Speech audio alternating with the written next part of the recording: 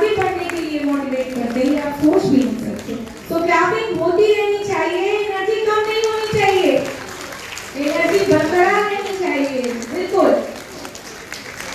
मैं नेक्स्ट बुलाना चाहूंगी, हमारे जो पुरुष हैं वो भी इंजॉय कर रहे थे, तो तालियां और जोर से बजनी चाहिए।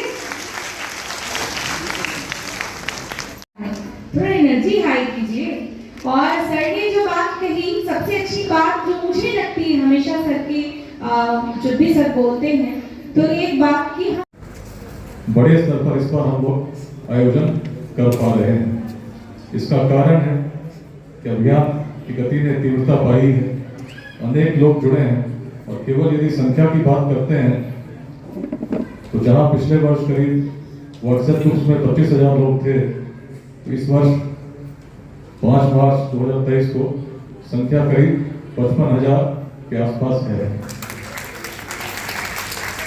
यदि महिलाओं की बात करें तो 55,000 की संख्या में लगभग 1500 से 2000 के बीच की संख्या महिलाओं की है, जो कम है।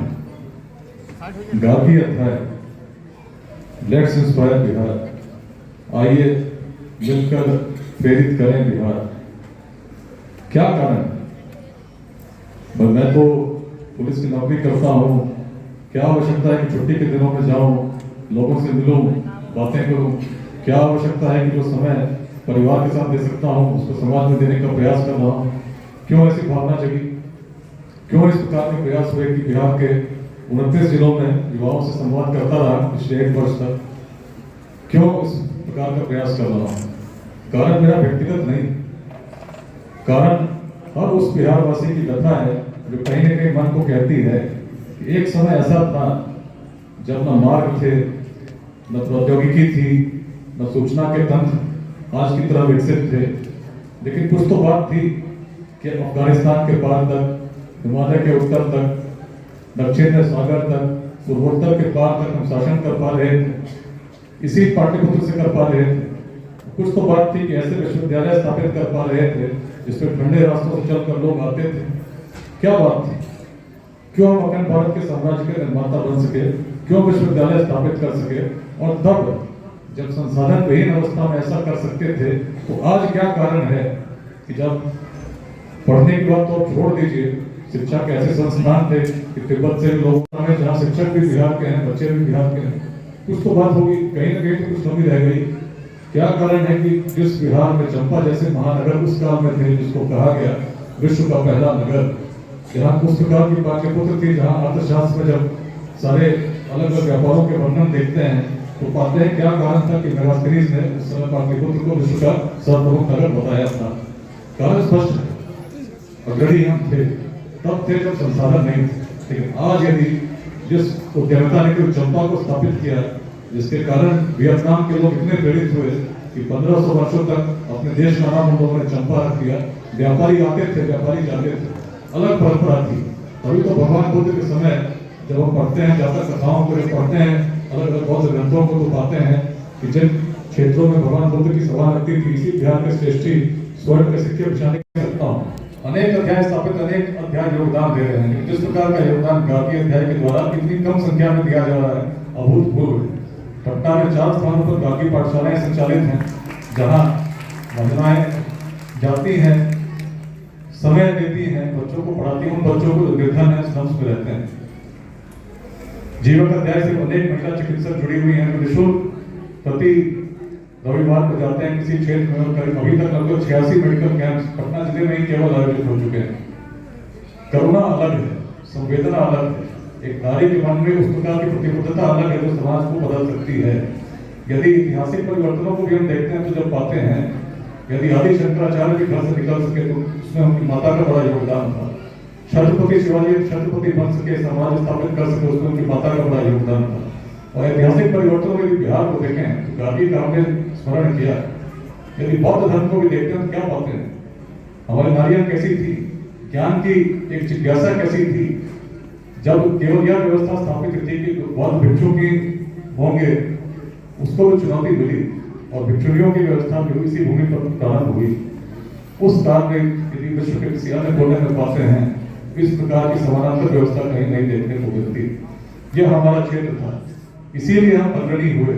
यदि हमारी सोच बड़ी नहीं होती, सोच में हम लड़ते रहे होते, सोचते रहे होते, तो आचार्य चाणक्य को भी चंद्रगुप्त की क्षमता नहीं दिखती, जाति की तलाश कर रहे होते। सोच यदि छोटी रही होती तो मगध में कभी नंद वंश का उदय नहीं होता, जो सबसे निम्न वर्ग का था।